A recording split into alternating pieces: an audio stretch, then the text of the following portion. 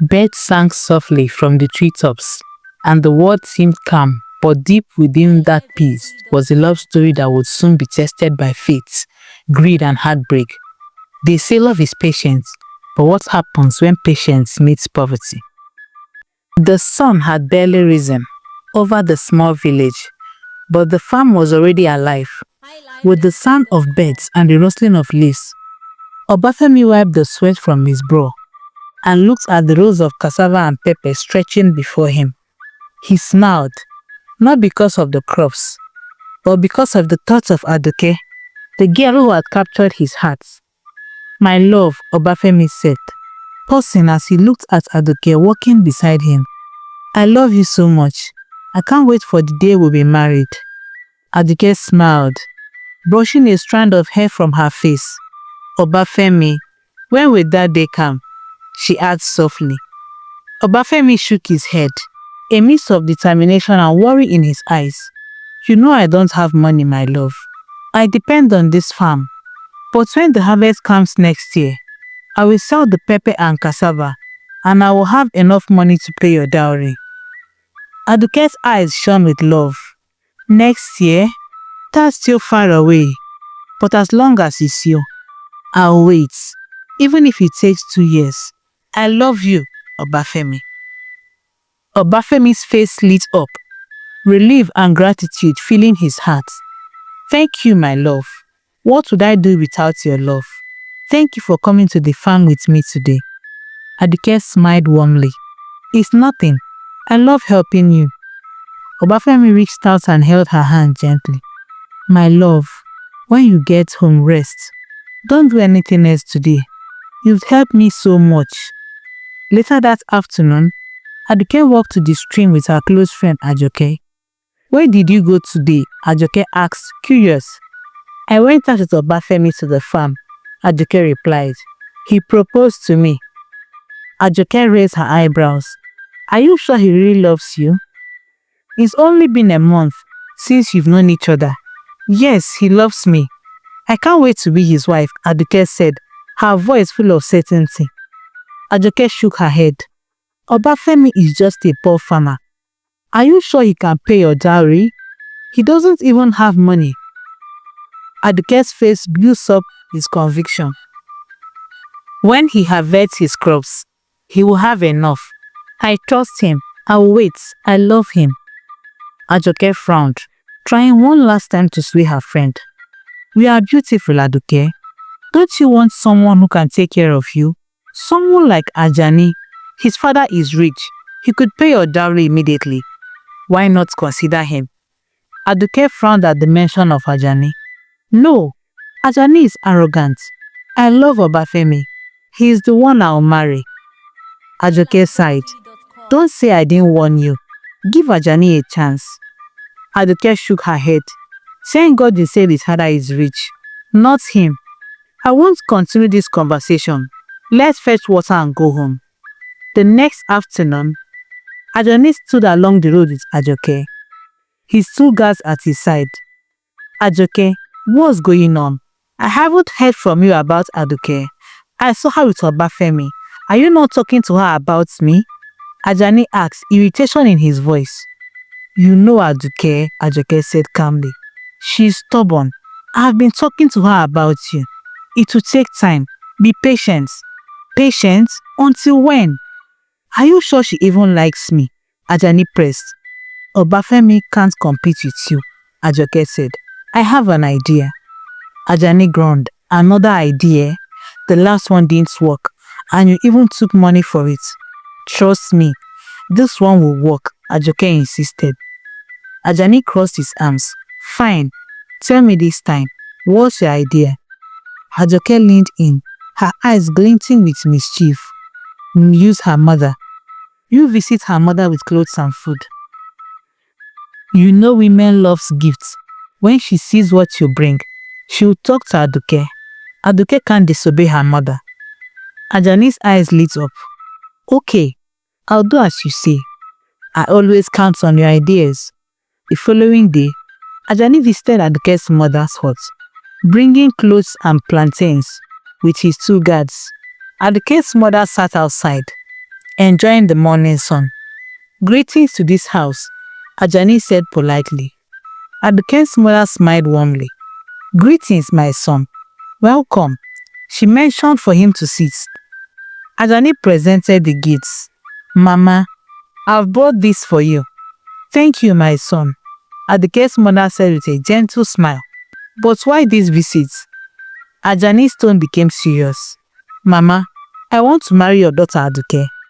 Her mother's smile faltered. My son, she said to marry Obafemi. Ajani pressed on. Mama, you can convince her for me. I love her. Please talk to her. I can't, Aduke's mother said firmly. She will decide for herself. She's old enough to choose who she wants to marry. Ajani stood up, frustrated but polite. All right, Mama, I'll take my leave. He returned to his hut, moody and silent. His father, Chief Adamu, noticed immediately. My son, what's wrong? The chief asked. I've lost, father, Ajani said, dropping his head. Lost? You are not a loser. What's this about? It's Aduke, Ajani said. The beautiful girl, your girlfriend, Chief Adamu asked. She's in love with another woman, Ajani admitted. Chief's eyes widened. Who? Obafemi, Ajani said. Chief Adamu's face hardened. Obafemi, that poor farmer. That boy has fought with me over a land before, and now he wants your woman. I will teach him a lesson. But father, he hasn't done anything wrong, Ajani protested. Don't worry, Chief Adamu said. Aduke will be yours. Trust me, my son. The sun was setting when Aduke returned home to find her mother outside. Who brought these clothes and plantains, mother? Aduke asked, frowning. Ajani, her mother said, smiling. He wants to marry you, but I told him you promised to Obafemi. I can't wait for the day Obafemi will pay your dowry for me to wear such fine clothes. Aduke shook her head in frustration. Mother, stop taking things from him. I cannot marry Ajani. I love Obafemi. The tension was only beginning. The very next day, Chief Adamu set out towards Aduke's hut, flanked by his two guards. He carried baskets of yams and plantains, his expression stern yet purposeful.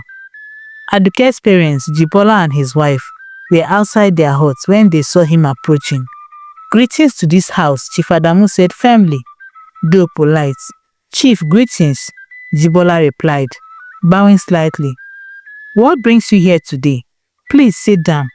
Chief Adamu placed the baskets carefully and seated himself. Nothing too serious, my friend. My son Ajani visited your house recently, and I understand he has taken a liking to your daughter Aduke. I can't formally discuss the matter. Jibola nodded. I hear what you say, Chief. For me, my daughter is yours to marry if she agrees. But you know, Aduke has a say in her life. She must choose for herself. Aduke's mother stood nearby frowning. Aduke, do you know why Chief has come? Yes, mother, Aduke replied, her voice steady. I love Obafemi. I will never marry Ajani, no matter what gifts or promises are made. Chief Adamu's brows furrowed. That poor boy Obafemi. What does he have that my son doesn't know? Aduke's voice was calm but firm. Obafemi has manners, respect, and he loves me. Your son does not. Please take your gifts and leave.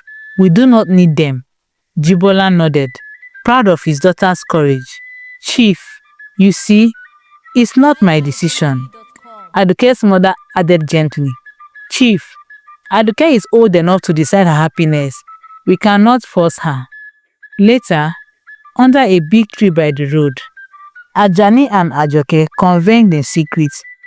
Ajani's two guards stood at a distance. Ajani said frustrated. My father was humiliated. Aduke insulted him, and I've spent so much for this. What do we do now? Ajoke smiled slyly. You don't give up that easily, do you? I have another plan. Ajani shook his head. Another plan? I don't have any more money to waste. The last one barely worked. Trust me, this will work, Ajoke said. It will cost you more, yes, but it will work. Ajani hesitated. Tell me then, what is it? Ajoke leaned closer. Leave it for me. Ajani's eyes widened. You are sure this will work? Ajoke nodded confidently.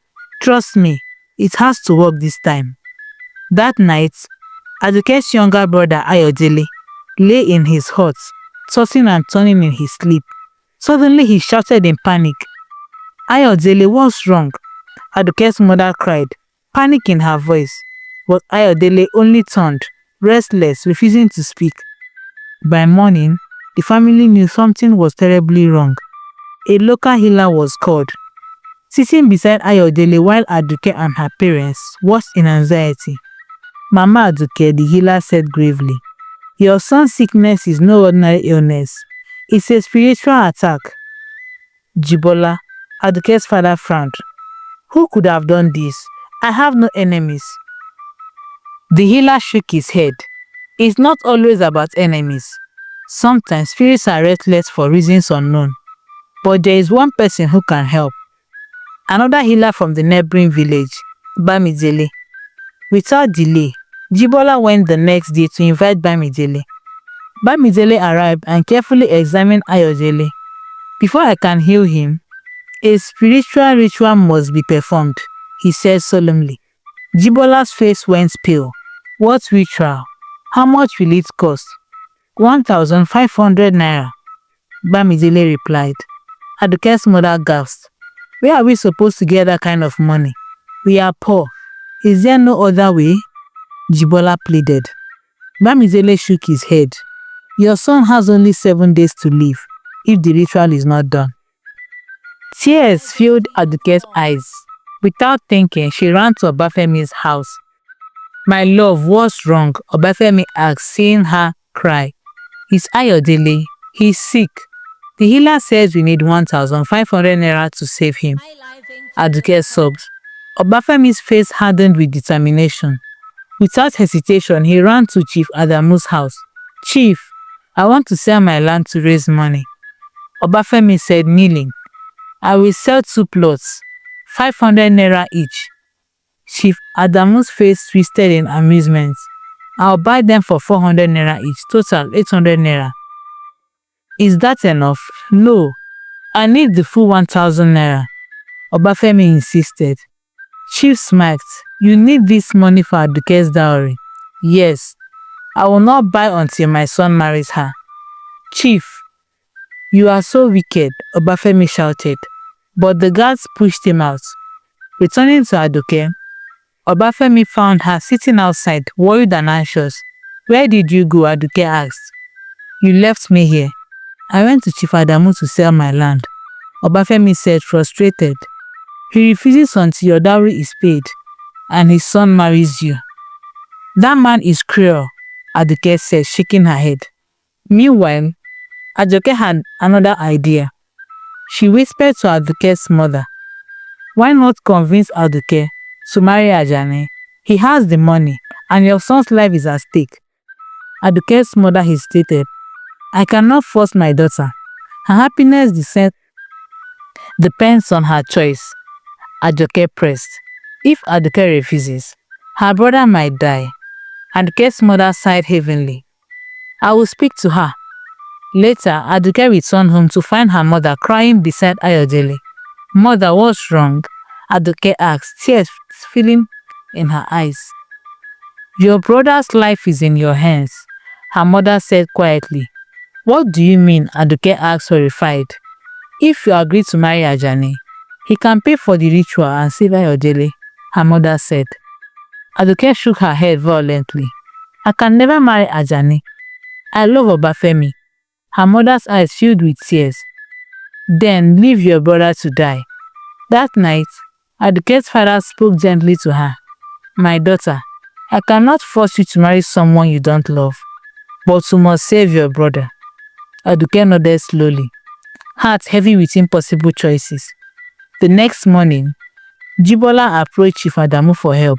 Chief, please, my son is dying, Jibola begged. I'll do anything to repay you. Chief Adamu leaned back, calculating. The only thing I want is for your daughter to marry my son. But Aduke must decide for herself, Jibola said firmly. Then I cannot help you, Chief replied. Aduke returned home to hear the news. Her parents pleaded, reminding her that Ayodele's life depended on her. Tears filled her eyes, but she realized she had no other choice. The next morning, Bamidele performed the ritual. Ayodele, weak and pale, slowly sat up. Joy erupted from Aduke's parents. Aduke, however, felt a heavy weight on her heart. I did what I had to do, she whispered to herself. But I feel like I've betrayed my heart. Aduke's mother shouted. What happened, Aduke? Aduke replied, I hope you are happy now. I hope I'm no longer selfish. This is what you wanted. I went to Chief Adamu yesterday and agreed to marry his son Ajani. I collected the money for Ayodele's ritual. The next day, Chief Adamu and Ajani arrived with 2 guards carrying clothes and food. Chief greeted the family. Aduke sat quietly aside with her friend Ajoke, while her parents sat on the bench with Ayodele. Aduke's father said, Chief, you are welcome. Please sit. Chief said, no need. I only came to tell you that on the next market day, we will come and pay Aduke's dowry. Take these clothes, food, and money for the preparation. Aduke's mother said, thank you, Chief. Aduke was not happy. Ajani walked to her and said, Aduke, how are you? Aduke, who remained silent, her look of Afemi burning in her eyes. Aduke and her brother Ayodele sat under the tree at the back of their hut. Ayodele said, my sister, I'm sorry. I didn't mean to take away your happiness. Please forgive me. Aduke replied, no, Ayodele.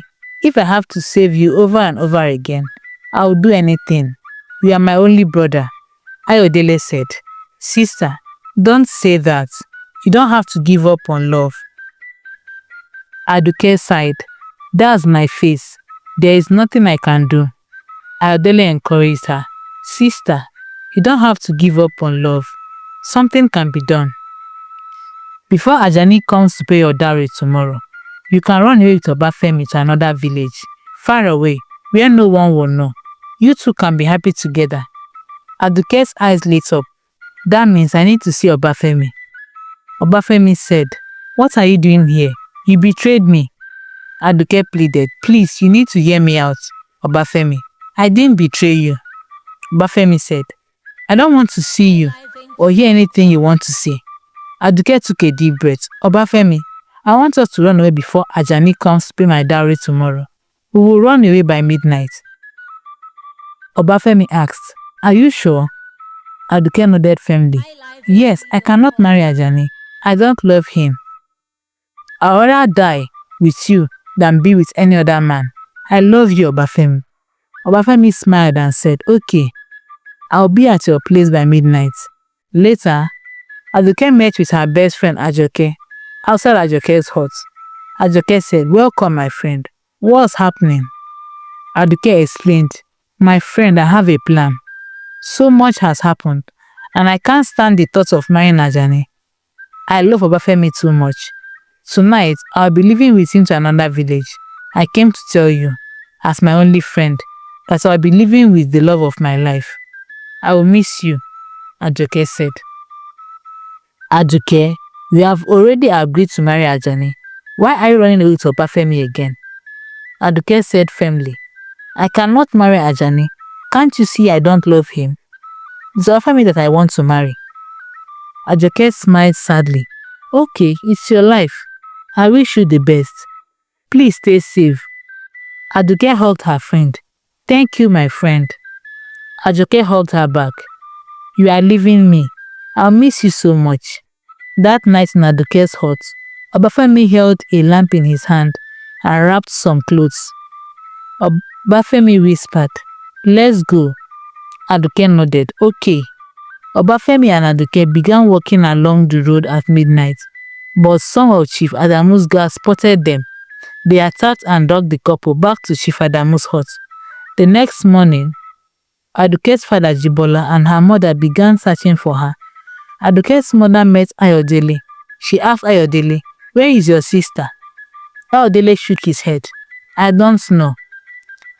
Her mother said anxiously, "Chief and his people will be here today for your sister's dowry, and she's nowhere to be found. Where did she go?" Ayodele. Ayodele repeated, "Mother, I don't know where Aduke went." Jibola, Aduke's father, nodded. "Where is my daughter? Where could she have gone this morning?" At that moment, Chief Adamu appeared with his 2 guards at their compound. Chief Adamu said, "Jibola, your daughter is in my hut. She tried to run away with her poor boyfriend at midnight. Thank God my guards saw them and captured them. From now on, her dowry will be paid in my house, not yours." Jibola asked, "Aduke, why now?" That same night, Aduke was inside Ajani's hut. Ajani said, "Aduke, I am now your husband. Why are you rejecting your food? Do you want to starve yourself to death? I love you." Aduke said, "If you love me, please let me go. I don't love you." Ajani insisted, "We are married now. Eat your food. Don't refuse it." Aduke said, "How can I eat while you keep Obafemi in your guard without food or water?" Ajani snapped, "You keep talking about Obafemi without thinking about me, your husband." Aduke remained silent. The next day, Ajani met with his father, Chief Adamu, under a tree near their hut. Ajani said, "Father, I'm worried." Chief Adamu asked, "Worried about what?" Ajani replied, "Aduke has been refusing to eat for the past 3 days since I paid her dowry. Father, I'm really worried." Chief Adamu said calmly, "My son, don't worry. She's just acting up. She'll come around once she realizes herself." Ajani nodded. "Okay, father." Later, Ajoke and Ajani, along with his 2 guards, met under a big tree on the road. Ajani asked, "Ajoke, how did you do it?" Ajoke said, "I told you the plan would work." Ajani pressed, "Can you now tell me about your plan?" Ajoke explained, "I told you it would cost you money. Here is what I did. I went to a neighboring village to meet Bamidele the healer. I asked him to cast a sleeping spell on Aduke's brother Ayodele and make it look very real, so that no one would suspect anything. He's the one who can lift the spell. When they call him to heal the boy, he should ask for a large sum of money. You know Aduke's parents didn't have money. If the healer demands a lot, they will have no choice but to tell Aduke to marry you." Ajani asked nervously, "How did you come up with this plan? What if something went wrong?" Ajoke said, "Nothing will happen. The plan has succeeded." Ajani sighed, "But Ajoke, I'm worried. Since I got married to your friend, she has refused to eat or drink water in my house. This is really bothering me." "She will come around," Ajoke assured him. "Just be patient." Ajani replied, "Okay." Aduke's mother went to meet Aduke at her hut, which was now inside her husband's house. She asked, "My daughter, why are you refusing to eat your food? I heard you are not eating." Aduke didn't say anything. Her mother continued, "My child, please don't starve yourself to death. Eat something. We are married now." Aduke still didn't respond. Her mother returned to meet her husband outside their hut, and they sat on the bench. Aduke's mother said, "Our daughter has been refusing to eat. What should we do?" Jibola, Aduke's father, replied, "I don't know.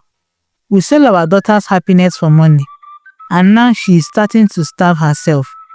Aduke's mother said, "I heard it's because of Obafemi she's refusing her food." Jibola said, "My daughter, I am sorry." At midnight, Chief Adamu, holding a cutlass, stood with Ajani and 2 guards outside their huts. Chief Adamu said, "My son, take this cutlass and go make things right. Take 2 guards with you and go into the bush. Make things right." Ajani replied, "Okay, father." Later, Ajani returned inside his hut with clothes stained with blood and met Aduke. Aduke cried out, "What did you do? Did you kill Obafemi?" She suddenly went mad, screaming and thrashing. Ajani ran out at midnight to meet his father, Chief Adamu. Ajani said, "Father, she has gone mad. Chief Adamu exclaimed. What? No, you cannot marry a mad woman. Tomorrow we'll return her to her parents. My son cannot marry a mad woman, Ajani said. Okay, father. The next morning, Chief Adamu with his two guards held Aduke by the hands and returned her to her parents. Chief Adamu said, Here is your daughter. My son can no longer continue with the marriage. He cannot marry a mad woman. Jibola asked, What happened to my child? Chief Adamu explained, Your daughter has been refusing to eat since my son married her. This morning, we discovered she has gone mad. Aduke's mother cried out, My daughter, what happened to my daughter? Aduke sat outside her hut, talking to herself. She whispered, What have I done? Aduke is now mad. I caused this. If I hadn't forced her to marry Ajani, this wouldn't have happened. See what greed has cost me. Because of money, I betrayed my best friend, and now she is mad. What have I done? Later that evening, Ajani and Obafemi, along with Aduke, Aduke's mother and Jibola, sat outside Aduke's compound at night. Jibola asked, What happened, my son? Ajani explained, Father, here is what happened. My father told me to kill Obafemi. I took him into the bush at night, but I couldn't do it. I couldn't kill Obafemi, so I told him to remove his shirt, and I killed a cock and stained the blood on his clothes. I told Obafemi to hide somewhere. I returned to my hut and showed Aduke the shirt. I told her to pretend she had gone mad. That way my father would cancel the marriage. My father would not allow me to marry a mad woman, and I know him very well. Jibola said, My son, you are a good man. You are not like your father. Aduke's mother said, Thank you, Ajani. But what if your father finds out? You know how angry Chief can get. Ajani replied, Yes, my father may be angry, but I'm his only son. He will calm down. Aduke said, Thank you, Ajani. Obafemi said, Thank you, my friend. I really appreciate this. God bless you. Jibola, Aduke's father, added, My son, thank you. Obafemi said, My friend, we are going to leave this village. Ajani said, Yes, I have made arrangements. I bought a house in another village for you both to live in. I will also give you some money to start a new life there. Aduke's parents smiled, tears in their eyes. We are grateful to you, Ajani. Truly grateful. Aduke and Obafemi finally felt free. They could now love openly, without fear, betrayal, or threats from anyone. As they walked hand in hand towards their new beginning, Aduke whispered, Obafemi, we survived everything. Now, nothing can separate us. Obafemi smiled, holding her close. Yes, my love. Our love is stronger than greed, fear and deceit. Nothing can break us. One haunting question remains. What would you have done if you were in Aduke's place? How would you feel if your family pressured you to marry someone for money?